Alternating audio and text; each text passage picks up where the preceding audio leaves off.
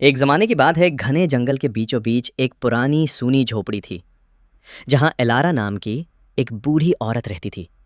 गांव वाले उस झोपड़ी के करीब जाने से भी डरते थे, क्योंकि कहते थे कि रात को वहाँ से अजीबो गरीब आवाज़ें आती थीं।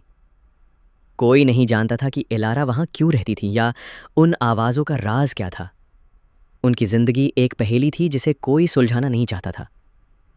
एक दिन लिली जंगल से लकड़ियाँ चुनने निकली। लिली एक छोटी सी बच्ची थी। वो लकड़ियाँ चुनने के बाद जब घर जाने लगी, वो जंगल में भटक गई और रोने लगी। वो अपनी रास्ता भूलकर एलारा की झोपड़ी के पास आ पहुंची। लिली की मासूम आंखें डर से भरी थीं। लिली ने हिम्मत करके दरवाज़ा खटखटाया। जैसे ही वो दरवाजे के करीब पहुंची, एक गहरी मगर नर्म गुर्राहट की आवाज़ आई जो ज़मीन तक को हिला गई।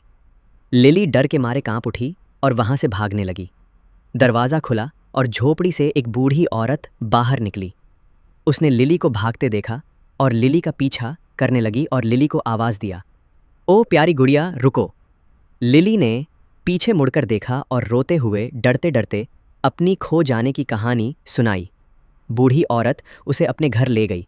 शाम हो गई थी। लिली और बूढ़ी औरत सो गए, लेकिन लिली ने महसूस किया कि अम्मा की निगाहें बार बार कुटिया के एक अंधेरे कोने की तरफ जा रही थीं।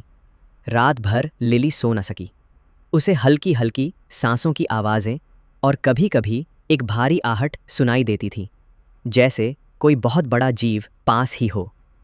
बूढ़ी औरत हर थोड़ी देर में उस अंधेरे कोने की तरफ कुछ खाने की चीज़ें रखती थीं, और लिली ने देखा कि वे चीज़ें सुबह तक गायब हो जाती थीं। कई दिन गुजर गए। लिली और एलारा में धीरे धीरे एक प्यारा रिश्ता बन गया। लिली ने देखा कि एलारा की आंखों में एक गहरी उदासी और एक अटूट मोहब्बत थी।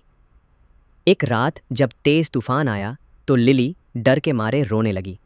तभी उस अंधेरे कोने से एक साया निकला। लिली ने देखा वो एक बहुत बड़ा प्यारा सा जीव था, जिसकी आंखें अंधेरे में चमक रही थीं। उस जीव ने धीरे से लिली की तरफ अपना हाथ बढ़ाया और लिली ने महसूस किया कि उसकी चमकती आंखों में कोई बुराई नहीं, बल्कि एक अजीब सी उदासी थी। एलारा ने बताया कि बरसों पहले जब वो जवान थीं तो ये जीव जंगल में एक फंदे में फंस गया था। एलारा ने अपनी जान जोखिम में डालकर उसे बचाया था। तब से वो उनके साथ रहता था, उनकी हिफाजत करता था। गांव वालों ने उसे राक्षस का नाम दे दिया था, लेकिन एलारा के लिए वो एक सच्चा दोस्त, एक रक्षक और उनका साथी था। ये जीव असल में एक बहुत ही दुर्लभ और अकेले रहने वाला पहाड़ी पांडा था, जिसका आकार आम पांडा से कहीं ज़्यादा बड़ा था। लिली ने धीरे धीरे उस अजूबे से दोस्ती कर ली। वो उसे कहानियां सुनाती, उसके साथ खेलती और दोनों साथ में जंगल घूमने जाया करते थे। एक दिन जब वो दोनों जंगल में घूम रहे थे, तब गांव वालों ने उस विशाल पांडा को देख लिया और उसे मारने लगे। लिली बहुत घबरा गई और गांव वालों ने लिली और एलारा को गांव से बाहर निकाल दिया। पांडा, लिली और बूढ़ी औरत बहुत उदास हो गए और पहाड़ों पर जाकर रहने लगे, जो कि उसी गांव के पास था। एक दिन गांव में तेज आंधी तूफान आया और बहुत तेज बारिश होने लगी।